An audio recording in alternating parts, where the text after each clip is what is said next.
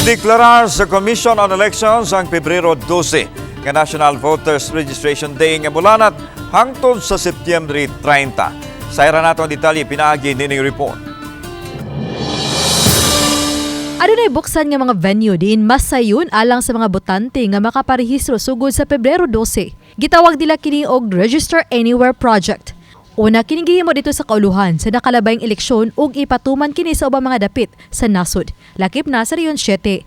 Aduna sa himuong one province registration diin magtapok ang tanang election officers sa tanang lungsod sa usa ka mall aron didto ipaygahan ang registration. Mubukas sa sabang COMELEC og satellite registration sa mga barangay ug sa bisan asang dapit nga ilang maabot aron mas daghan ang ilang maserbisyoan.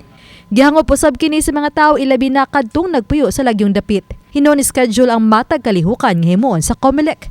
In line with the COMELEC's mission nga enhance voters experience.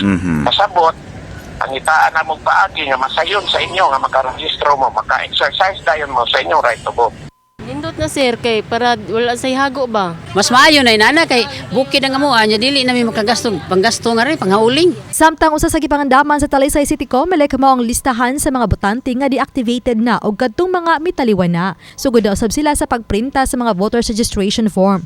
Mato ni Joseph Buak, election assistant sa Talisay City COMELEC, nga nangandam usab sila sa posibleng pagdagsa sa mga magparehistro ilabi na nga gideklarar ang unang adlaw sa voters registration sa Pebrero 12 nga National Voters Day.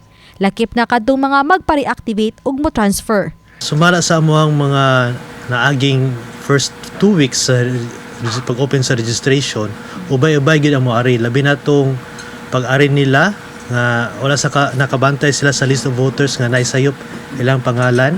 So moari sila para magpa-correct. Ang ilang buhatan ang nagpaabot pa sa tubag sa Talisay City Government aron makagamit og dakong hawan nga lugar alang sa unang pipila ka mga semana sa voters registration. Katong mga precincts nga naay mga bakante naghimo na mi summarize nga list para inigrehistro na mo na nami mahatag nga dayon nga precinct number.